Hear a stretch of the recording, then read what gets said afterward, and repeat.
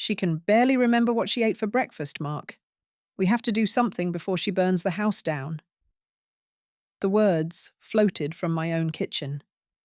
I was in the hall, my hand on the banister, just about to come down and offer them another slice of my apple pie.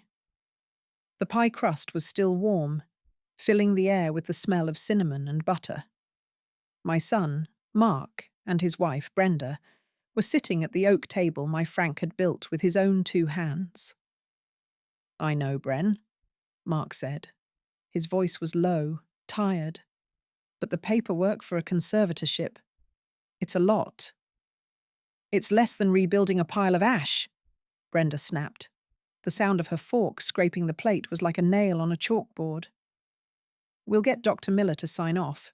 He sees how frail she is. We can say she's a danger to herself. It's for her own good." I stood there, hidden by the shadows of the staircase. The grandfather clock in the living room ticked, each second a tiny hammer against my heart. I had just spent the morning making them a pot roast, peeling the potatoes, seasoning the gravy just how Mark liked it.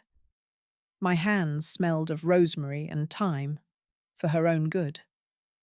The words hung in the air, thick and sour like spoiled milk. I didn't move. I waited until I heard their chairs scrape back. I heard the clink of keys, the front door opening and closing. Only then did I walk back to my bedroom, my legs feeling like they were filled with sand. I sat on the edge of my bed, the old quilt cool beneath my fingers, and looked out at the rose bushes Frank and I had planted on our first anniversary. I didn't cry. I just felt a deep, quiet cold spread through my chest. My house was paid for, had been for 20 years. My social security check was small, but it was enough. I never asked my son for a dime. In fact, it was usually the other way around. When Mark wanted to go to college, Frank and I took out a second mortgage on this house. I still had the old loan papers in a tin box in the closet. I remembered the day we paid it off. Frank had swung me around this very bedroom, laughing, saying our home was finally all ours. I remembered when Mark's first child, Sarah, was born. Brenda had to go back to work right away. For 5 years, I was Sarah's daycare. We'd sit on the living room floor, the afternoon sun streaming through the windows, building towers with wooden blocks. I taught her how to bake, her small hands covered in flour.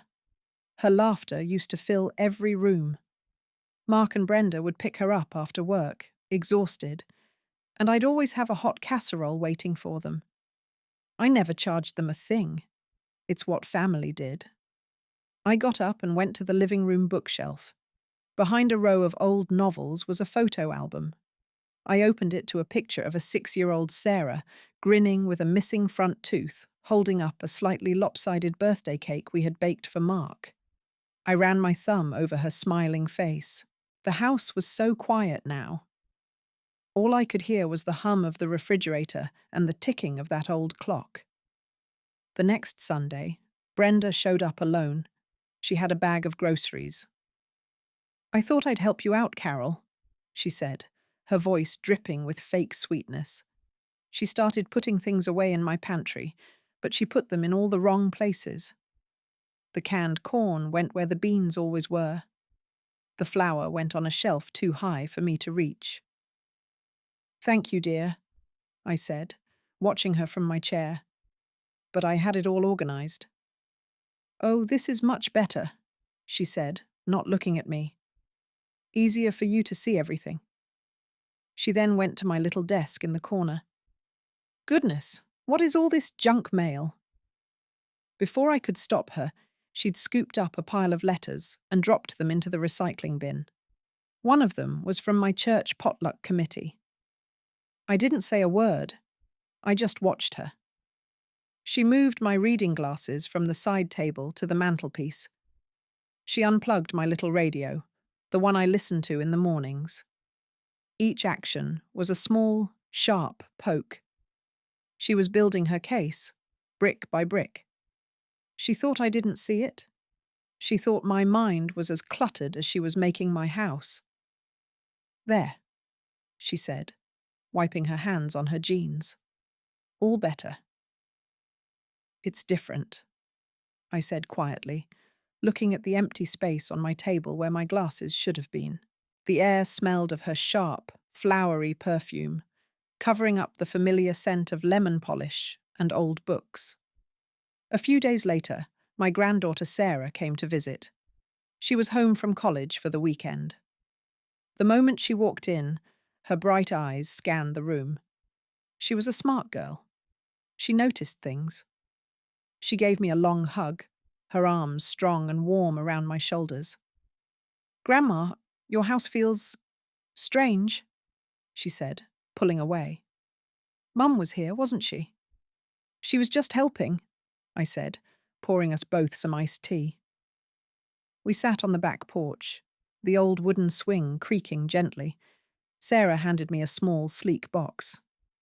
"We got you this, so we can video chat." It was a new smartphone. Mark and Brenda's idea, I was sure. Another test I was meant to fail. My old flip phone was simple. This thing was a pane of glass.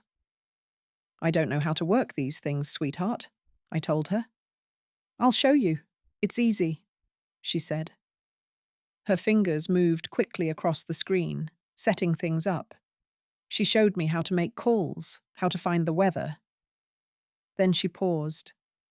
"Look, I linked it to the family account so you don't have to worry about the bill. Your texts will show up here, and on Mum and Dad's phones too." She tapped an icon. A list of messages appeared. Most were from her to her friends, but at the top was a conversation between Mom and Dad. My heart gave a little jump. "Oh," I said, "that's handy." That night, after Sarah had gone back to her dorm, I sat in my armchair with the new phone. The house was dark, except for the small lamp beside me. The glow of the screen lit up my hands. It took me a few tries, but I found the messages Sarah had shown me. I scrolled up, my thumb trembling just a little. "Brenda. Spoke to the lawyer. He needs the evaluation from Dr. Miller. Said to document everything. Her forgetting to pay the water bill is a good start." Mark. I found the bill in a stack of magazines. She didn't forget. She just hadn't gotten to it. Brenda. It looks the same to a judge, Mark. Confused and unable to manage her own affairs? That's the phrase he used. Just play along. We need to get this done before she falls, and Medicare takes the house for her care. I kept scrolling. Message after message. They laid out the whole plan. It was all there, in cold, blue and grey bubbles. I leaned my head back against the worn fabric of the chair. I didn't feel angry. I didn't feel sad. I felt a strange, chilling calm. The ticking of the clock in the hall sounded steady and clear. I knew exactly what I had to do. I picked up the phone and, with a steady hand, I started taking screenshots. The next morning, I drove my old Buick to the public library. The air inside smelled of paper and floor polish. I found an empty computer terminal in the corner. I sat down, the chair cool against my back, and took out the new phone. I spent 2 hours teaching myself how to email the screenshots from the phone to an address I created just for this. My fingers were slow on the keyboard, but my mind was clear. A young librarian with kind eyes came over. "Do you need any help, Mom?" she asked. "I'm just sending some pictures to my granddaughter." I lied smoothly. "This new technology is a puzzle." "You're doing great," she said with a smile, before moving on. I printed out every single message, the library printer humming softly with each page. I slipped the warm papers into my large purse, right next to my wallet and my knitting. They felt solid, real. The phone call came on Tuesday. It was Brenda. Her voice was syrupy, like cheap pancake syrup. "Carol, honey, how are you feeling?" Oh, a little tired today, dear, I said, looking out the window at a blue jay on the bird feeder. My joints are acting up. I was thinking, she said, her voice full of false concern. You haven't seen Dr. Miller for a checkup in ages. I took the liberty of making an appointment for you for Friday. Mark and I can drive you. That's thoughtful of you, I said. I let a little tremble into my voice. I do get so confused with dates these days. Friday, you say? I was playing my part, the part they had written for me. A confused old woman, a danger to herself. It was almost easy. I found a lawyer in the phone book, not our old family lawyer who played golf with Mark. I chose a small office downtown, a woman named Ms. Davis. Her office was on the second floor of an old brick building. It was small and tidy and smelled of coffee and rain. Ms. Davis was younger than my son, with sharp, intelligent eyes. She listened patiently while I laid out the story. I didn't cry. I didn't raise my voice. I just told her the facts. When I was done, I pushed the stack of printed text messages across her polished wooden desk. She read them, her expression growing tighter with each page. She looked up at me. "Mrs. Sterling?" she said, her voice quiet but firm. "This is a calculated attempt to defraud you. It's elder abuse." "I just want to keep my home," I said. "And I want them to stop." "We can do more than that," she replied. The hum of the air conditioner filled the silence between us. Friday morning, Mark and Brenda picked me up. Brenda fussed over me, trying to help me with my coat even though it wasn't cold. In the car, she chatted about my forgetfulness. She mentioned the water bill I'd supposedly forgotten and a time I'd misplaced my keys. I just nodded, a soft, sad smile on my face, and looked out the window. Dr. Miller's office was familiar. The same faded paintings of sailboats on the walls, the same crinkly paper on the exam table.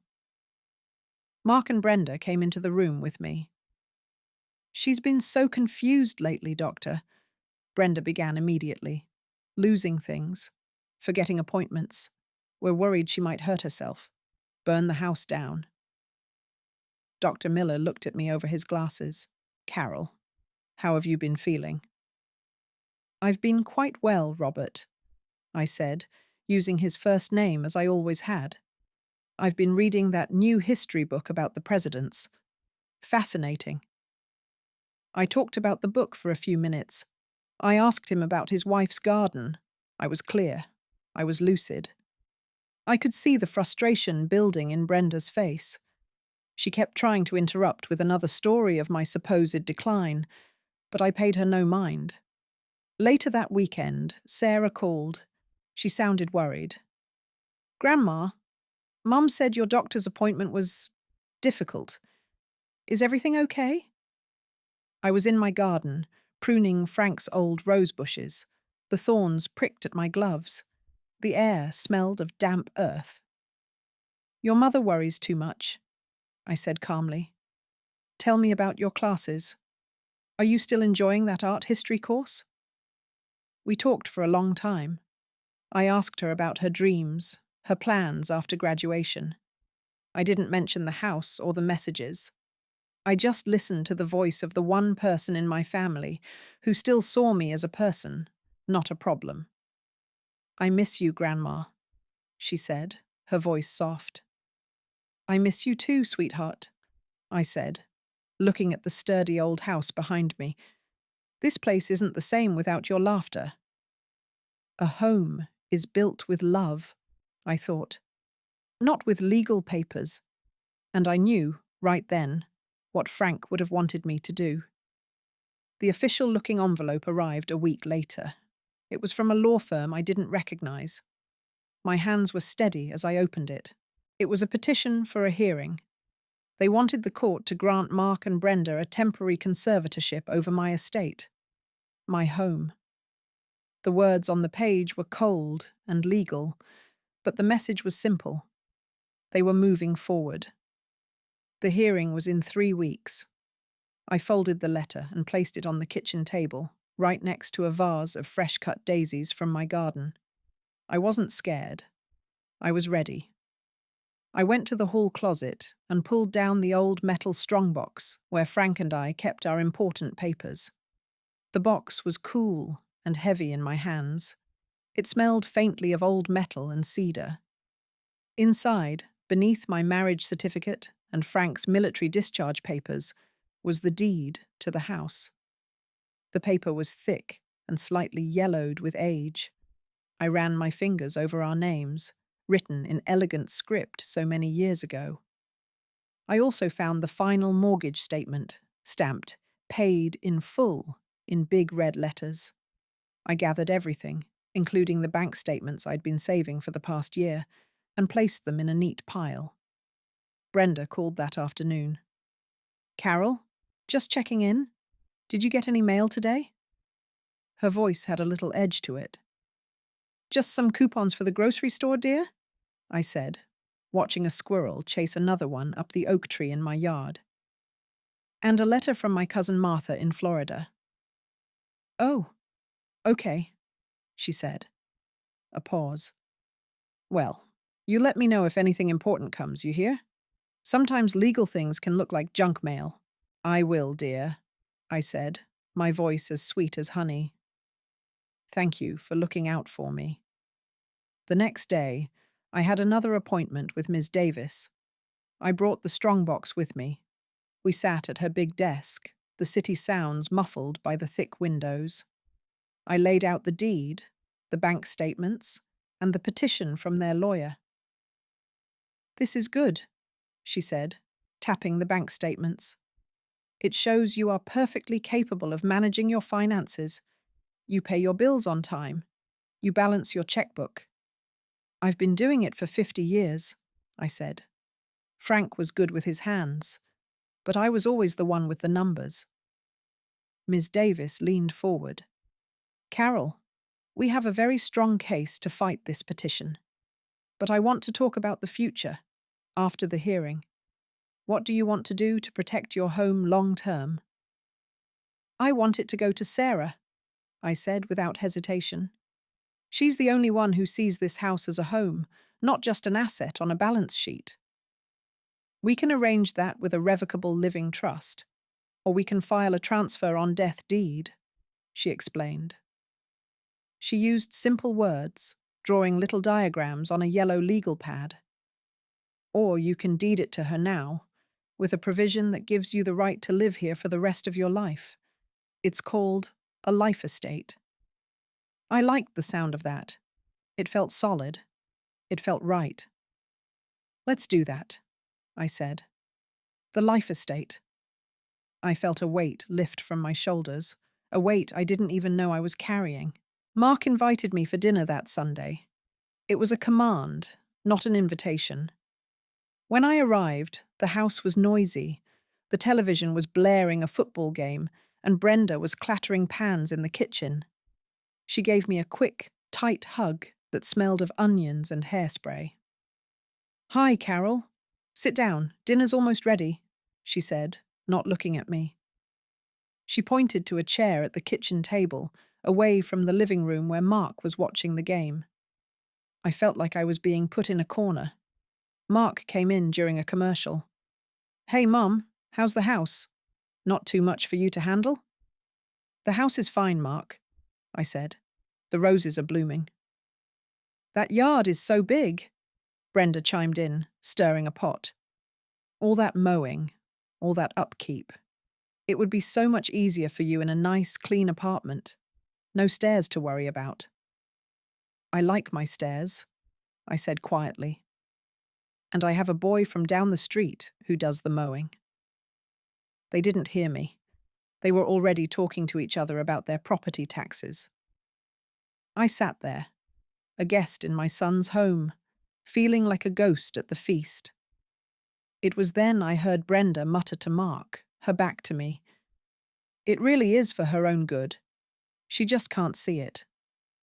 That night, I couldn't sleep. I sat in my armchair in the dark, the moonlight casting long shadows across the living room floor. I looked at the photographs on the mantel. Me and Frank on our wedding day. Mark as a little boy on his first bicycle. Sarah with her gap-toothed grin. I had poured my life into this family, into this home. I had hosted every Christmas, baked every birthday cake, kissed every scraped knee. I was the keeper of memories, the quiet center of their lives. And now? Now I was a problem to be managed, an asset to be liquidated, a set of stairs to worry about. I looked at my reflection in the dark glass of the window. I saw the wrinkles, the grey hair. But my eyes were clear. They weren't the eyes of a confused old woman. They were the eyes of a woman who finally understood. I didn't become invisible, I whispered to my reflection. I just stopped being useful. A strange peace settled over me.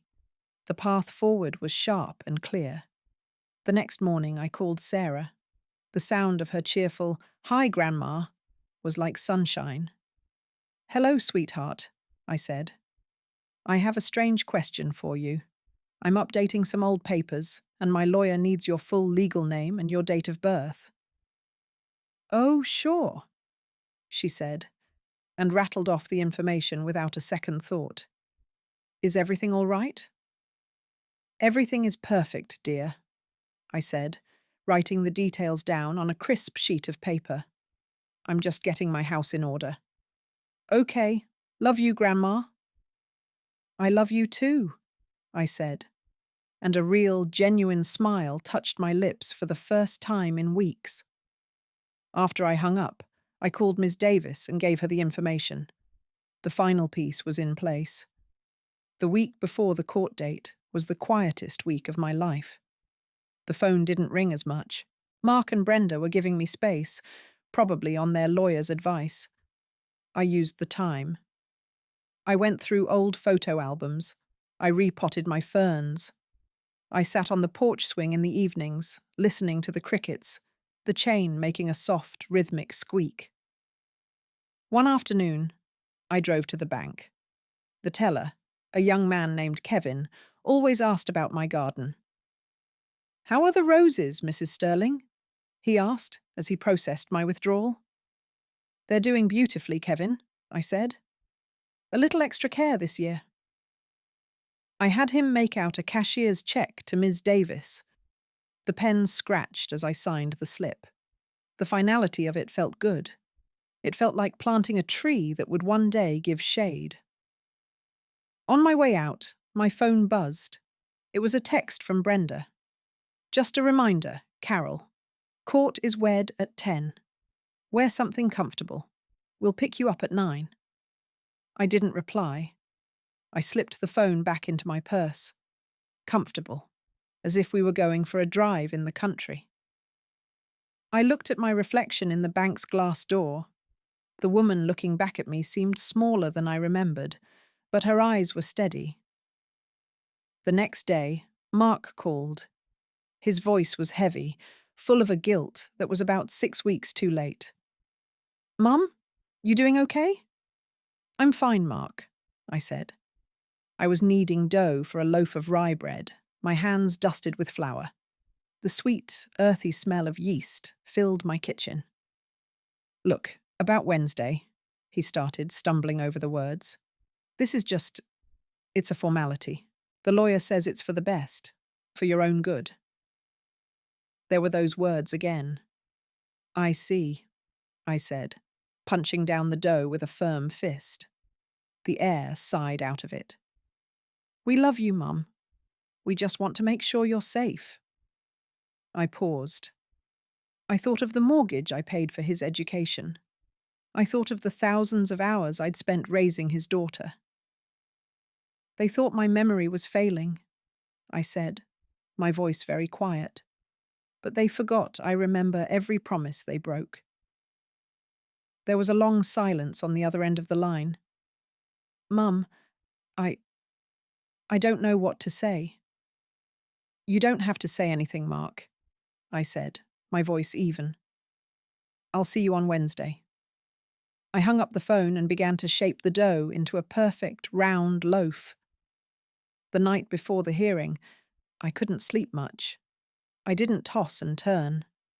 I just lay in bed, watching the moonlight filter through the lace curtains Frank had hung for me. The house was silent, except for the familiar tick of the grandfather clock in the hall. It had marked the time for every important moment of my life in this house. Births, deaths, anniversaries, and now this. I didn't feel afraid. I felt a strange sense of calm, like the air after a storm. I had done everything I could. I had my papers. I had Ms. Davis. I had the truth.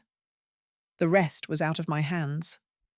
I finally drifted off to sleep around 3 in the morning, the sound of the clock like a steady heartbeat in the quiet house. I woke up early and made myself a cup of tea and a piece of toast. I ate at the kitchen table, watching the sun rise. The morning light painted the walls gold. At 8 o'clock, I went upstairs and got dressed. I chose a simple navy blue dress and my comfortable black shoes. I put on the small pearl necklace Frank had given me for our 40th anniversary. The pearls were cool against my skin. I did not wait for Mark and Brenda. At 9 o'clock, I walked out my front door, locked it behind me, and got into my own car. The engine started with a familiar, reliable rumble. I drove downtown, following the directions Miss Davis had given me. I found the courthouse, a large grey stone building that looked like it had seen everything. I felt very small, standing in front of it, but I walked up the wide stone steps without hesitating. Ms. Davis was waiting for me just inside the doors. She wore a dark suit and a confident smile. "You look wonderful, Carol," she said. "Are you ready?" "As I'll ever be," I said. Across the polished marble hall, I saw them. Mark, Brenda, and a man in an expensive-looking suit who must have been their lawyer. Brenda was whispering something to him, a smug little smile on her face. Mark was staring at the floor. He looked up and saw me. For a moment, his face was filled with a look of pure shock. He had expected to lead his frail, confused mother into the courtroom. He had not expected me to meet him there on my own 2 feet. He quickly looked away, unable to hold my gaze. The courtroom was smaller than I expected. It smelled of old paper and furniture polish. The wooden benches were hard against my back. Ms. Davis sat beside me, calm and composed.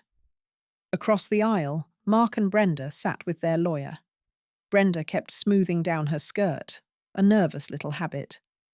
Mark just stared straight ahead, his jaw tight. The judge was a thin man with white hair and reading glasses perched on his nose. He looked over some papers, his expression unreadable. The air conditioner hummed, a low, constant drone. Their lawyer stood up. His voice was smooth and deep, like a radio announcer. "Your Honor, we are here today out of love and concern. My clients, Mark and Brenda Sterling, are worried for the safety of Mr. Sterling's mother, Carol. She has become forgetful, confused. She is a danger to herself." He went on, listing things. The time I misplaced my keys, the unpaid water bill, the appointment Brenda had to make for me with Dr. Miller. He painted a picture of a helpless old woman who couldn't be trusted to live alone. I sat perfectly still, my hands folded in my lap, and listened to him describe a stranger. Brenda was the first to take the stand. She wore a bright pink suit, and she dabbed at her eyes with a tissue as she spoke. Her voice was full of fake sorrow. "She's just not the woman she used to be," Brenda said, her voice catching. "She leaves the stove on. She gets lost walking in her own neighborhood. I'm so afraid she'll fall down those stairs, or worse. Burn the house down." Their lawyer nodded sympathetically. "And you believe it would be in her best interest, for her own good, to have you and your husband manage her affairs?" "Oh, yes," Brenda said, looking at the judge with wide, sincere eyes. "We just want her to be safe. We love her so much." She shot a quick, pitying look at me.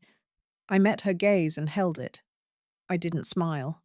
I didn't frown. I just looked at her. And after a moment, she was the one who looked away.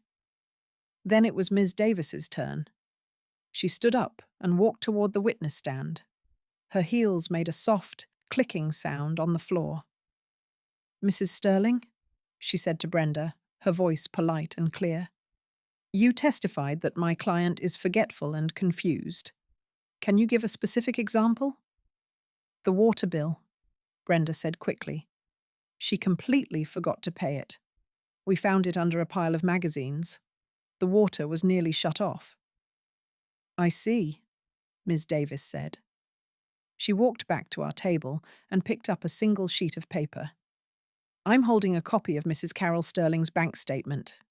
It shows a payment to the city water department made 5 days before the due date, the same month you're referring to." She handed it to the clerk. "And here are her statements for the past 2 years. Not a single late payment on any utility." Brenda's smile flickered. "Well, I must have been mistaken about that one time." Ms. Davis then asked about the doctor's appointment. She asked about the help Brenda had given me around the house. With each question, Brenda's answers became shorter, more clipped. The air in the room was getting tight. Mark was sinking lower in his chair.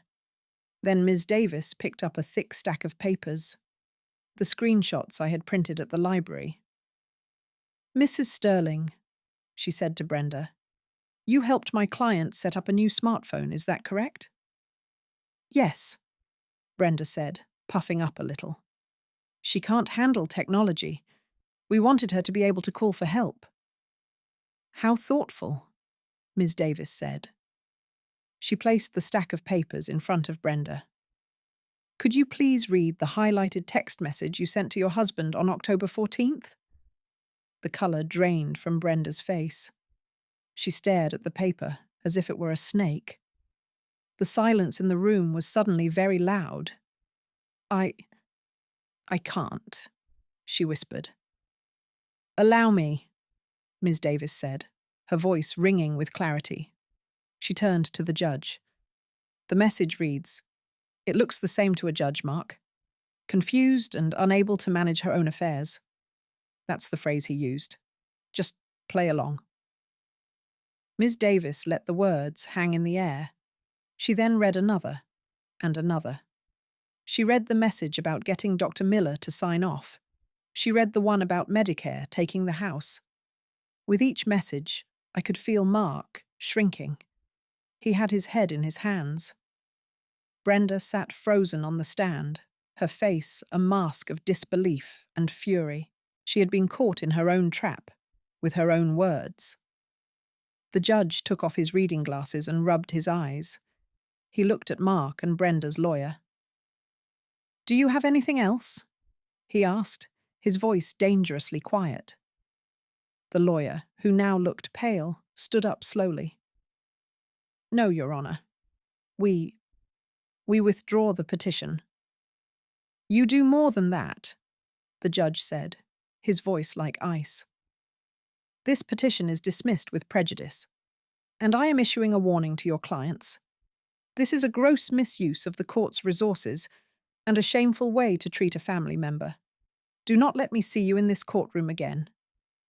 He banged his gavel. The sound echoed in the silent room. It was over. A wave of relief washed over me, so strong my knees felt weak. Ms. Davis put a steadying hand on my arm. "Let's go, Carol," she said softly. We walked out of the courtroom. I did not look back at my son or his wife. I didn't need to. I could feel their humiliation burning a hole in the air behind me. As we stepped out of the courthouse and into the bright afternoon sun, I took a deep breath. The air had never smelled so clean. I was free. That afternoon, Ms. Davis and I went to her office. We sat with cups of hot tea that warmed my hands. The city noise outside her window seemed distant and unimportant. "The deed is ready to be signed," she said, sliding a crisp document across the desk. "It grants Sarah ownership of the property, while retaining a life estate for you. That means this is your home, to live in and control, for as long as you live. No one can ever force you out." I picked up the heavy pen. My signature was a little shaky, but it was clear. I signed my name on the line, the same name I had signed on the original deed with Frank all those years ago. This time, it felt different. It felt like I was planting a flag, not just signing a paper. "What about Mark?" Ms. Davis asked gently. "Mark made his choice," I said, my voice quiet but firm. "He chose Brenda's greed over his mother's dignity." I drove home slowly. The familiar streets looked brighter, the colours sharper. When I pulled into my driveway, the house looked the same as always. Solid. Welcoming. But it felt different. It felt truly mine again, protected and safe. The phone started ringing an hour later. It was Mark. I let it ring. He called 3 more times. Then a text message appeared on the screen of the new phone. "Mom, please. We need to talk." I put the phone on the kitchen counter and went outside to water my roses. The spray of the hose made little rainbows in the late afternoon sun.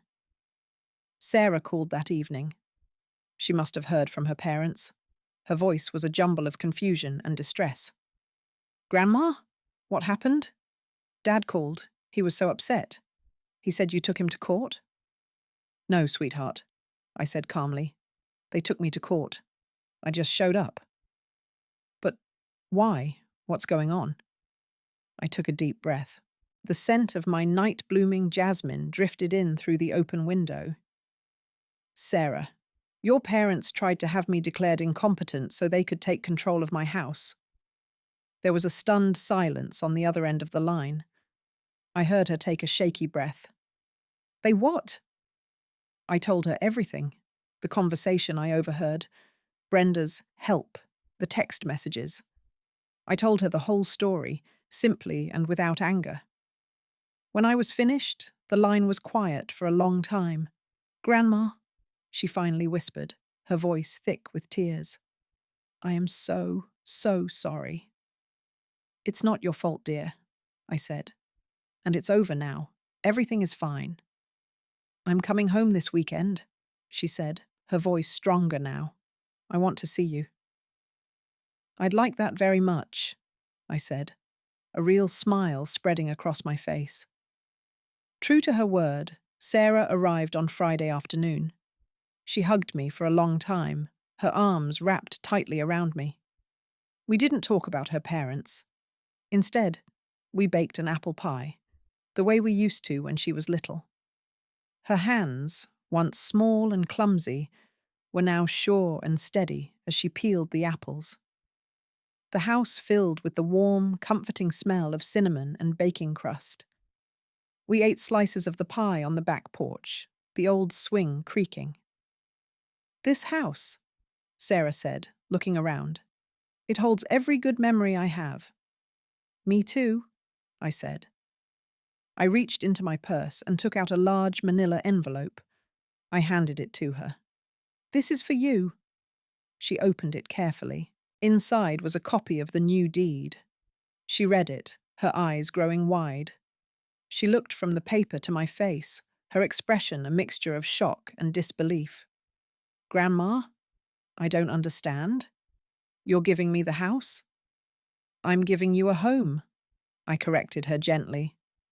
"It was always meant for someone who loved it." I had tucked a small handwritten note inside with the deed. She pulled it out and read it aloud, her voice trembling slightly. "A home is built with love, not legal papers." She looked up at me, tears shining in her eyes. "But what about Dad?" "Your father will get what he deserves," I said. "He has a nice house, a good job. He doesn't need this one. I reached out and took her hand. Her fingers were warm in mine. This is about the future, Sarah. Your future. She didn't say anything for a moment. She just sat there, holding the deed, the evening light catching the tears on her cheeks. Then she leaned over and rested her head on my shoulder, just as she did when she was a little girl who'd had a bad dream. The weight was comforting and familiar. The old house seemed to wrap its arms around us both. Of course, the storm broke a few days later. Mark and Brenda showed up at my front door unannounced. It was a Saturday morning. I was on my knees in the garden, wearing Frank's old gardening gloves, weeding around the hydrangeas. I heard their car pull up, the sound of the tires crunching on the gravel drive. I stood up slowly, brushing the dirt from my knees. Brenda marched up the walk first, her face a thundercloud. Mark trailed behind her, looking at his shoes. "What is this I hear from Sarah?" Brenda demanded, her voice shrill. She didn't even say hello. "You gave her the house? After everything we've done for you?" "What exactly have you done for me, Brenda?" I asked, my voice calm. I pulled off a gardening glove, my hand cool in the morning air. "We tried to protect you," she shrieked. "We were trying to make sure you were safe. And this is how you repay us? By cutting your only son out?" "Mark is not cut out," I said. "He has his own home. This one is for Sarah." I looked past Brenda at my son. He finally met my eyes. His were filled with a miserable mix of anger and shame. "Mum, how could you?" he asked, his voice cracking. "Without even talking to me?" "When was the last time you and I had a real talk, Mark?" I replied. "Was it before or after you decided I was too senile to manage my own affairs?" Brenda gasped, her hand flying to her chest in a gesture of fake shock. "We were just worried. It was for your own good." "Stop saying that," I said, and my voice was suddenly as sharp as my pruning shears. "It was never for my good. It was for your convenience. You wanted my house, not my well-being. Don't you dare stand in the garden my husband and I planted and lie to my face." Mark flinched, as if I had slapped him. Brenda was speechless, her mouth opening and closing like a fish. "The house belongs to Sarah now," I said, my voice returning to its calm, even tone. "I have the right to live here until I die, and then it is hers, free and clear. That is the end of the discussion. Now, if you'll excuse me, my roses need tending." I turned my back on them. I knelt down and went back to my weeding, my fingers finding the familiar shape of a thistle root in the soft earth. I could feel their eyes on my back. I heard Brenda hiss something to Mark. After a long, heavy silence, I heard their car door slam and the sound of the engine fading down the street.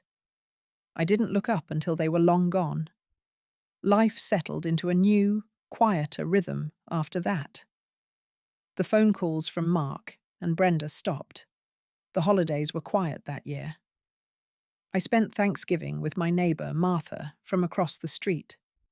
We ate turkey and stuffing at her little kitchen table and watched old movies. It was peaceful. Sarah came home for Christmas. She filled the house with her bright energy, the scent of pine needles from the little tree she brought, and the sound of her laughter. We baked cookies and wrapped presents. It felt like old times, but better. It felt lighter. "Have you heard from them?" she asked one evening as we were washing dishes, our hands in the warm, soapy water. "Not a word," I said, "and I don't expect to." "I'm sorry, Grandma," she said, her voice soft. "I know he's still your son." I looked out the window at the dark yard, where a light dusting of snow covered the sleeping garden. "Yes, he is," I said. "But sometimes the people you love become strangers, and you have to love them from a distance." I started going to a book club at the library. I joined a senior yoga class at the community centre. The women were friendly and funny. We'd go for coffee after class, and our conversations were filled with easy laughter. I was building a new life for myself, one that didn't revolve around my son's family. One afternoon, a woman from my yoga class, a retired art teacher named Eleanor, came over for tea. I showed her my garden. "You have a real gift, Carol," she said, touching the petal of a late-blooming rose. "These are beautiful." "My husband, Frank, and I started it together," I said. We sat on the porch, and I found myself telling her the whole story about Mark and Brenda, the court case, everything. She listened without interrupting, her kind eyes watching my face. When I was done, she reached over and patted my hand. "Good for you," she said simply. "You taught them that a spine is not just something you can get from a book." I laughed, a real deep laugh. It felt wonderful. Spring arrived, and with it, the first anniversary of the court date. I didn't mark it on the calendar, but I knew. The air was soft, carrying the scent of lilac and freshly cut grass. I received a card in the mail. The envelope was addressed in Mark's familiar, messy script. Inside was a simple birthday card. It wasn't my birthday. It was his. He had written a few lines inside. "Mum, I know I have no right to ask you for anything, but I wanted you to know that I'm sorry. I was a coward." There was no mention of Brenda, no excuses. I held the card for a moment, the cardboard stiff between my fingers. I thought of the little boy who used to bring me dandelions from the yard. Then I put the card on the little table in the hall, next to a stack of library books. I didn't feel anger. I didn't feel forgiveness. I felt distant, as if I were reading about people I used to know a long, long time ago. A few weeks later, Sarah called me, her voice buzzing with excitement. She had finished her final exams and had a job offer. A real career, she called it, in the city. "It's perfect, Grandma, but I have to find an apartment so fast, and the security deposits are so much money. I don't know how I'll manage it." Her voice was laced with the familiar anxiety of a young person starting out. "Don't you worry about a thing," I told her, my voice steady. "You focus on finding a place you like. I'll help with the deposit." I went to my desk, the one Brenda had tried to organize, and took out my checkbook. Writing the check felt right. It wasn't a loan or a handout. It was an investment in a future I was proud to be a part of. It was what family was supposed to do. "Oh, Grandma, no!" she protested, but her voice was full of relief. "You don't have to do that." "I know I don't have to," I said, tearing the check carefully along the perforated line. "I want to. Now, tell me all about this new job." My life had found a gentle, pleasant rhythm. My book club met on the first Tuesday of every month. I had become famous for my lemon meringue pie. "Carol, this is sinful," Eleanor said at our last meeting, taking a second slice. "You'll have to give us the recipe." "A magician never reveals her secrets," I said with a wink. We laughed. We talked about the book, a story about a woman rebuilding her life. We talked about our gardens and our children and the rising price of groceries. I looked around the table at these women, their faces lined with their own stories. I felt a sense of belonging I hadn't realized I was missing. I wasn't just a mother or a widow anymore. I was Carol, and Carol had friends. One rainy afternoon, another letter from Mark arrived. This one was thicker. I opened it and found several pages, filled with his handwriting. He told me he and Brenda were separated. He was living in a small apartment across town. He wrote that the silence in his life was deafening. He said he finally understood what he had lost. It wasn't a house. It was a home. I know sorry isn't enough, the last line read. But it's all I have.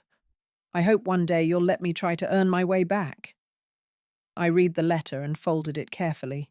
I walked into the living room and placed it inside the old metal strongbox with the other important papers of my life. I closed the lid, the click of the latch soft but final in the quiet room. It was a piece of the past, and that's where it belonged. The rain pattered against the window panes, washing the world clean. This morning, I woke before the sun. The air was cool and smelled of damp earth. I pulled on my old sweater and went out to the garden. Sarah was visiting for the weekend, and we had bought 2 new rose bushes yesterday. She came out onto the porch, a steaming mug of coffee in each hand. "You're up early," she said, handing me a mug. The warmth seeped into my fingers. "The garden doesn't wait," I smiled. We knelt in the soft soil together, side by side, and began to dig. We didn't talk much. We didn't need to. The comfortable silence was filled with the sounds of the waking world, a distant bird call, the rustle of leaves. As we gently placed the new bushes into the earth, the sun began to rise, spilling pink and gold across the sky. It lit up the back of my house, the home Frank and I had built, the home I had saved, the home that was now safe for her. I looked at my granddaughter, her face glowing in the morning light, her hands covered in the same rich soil that had sustained me. I took a sip of my coffee. It was a good morning,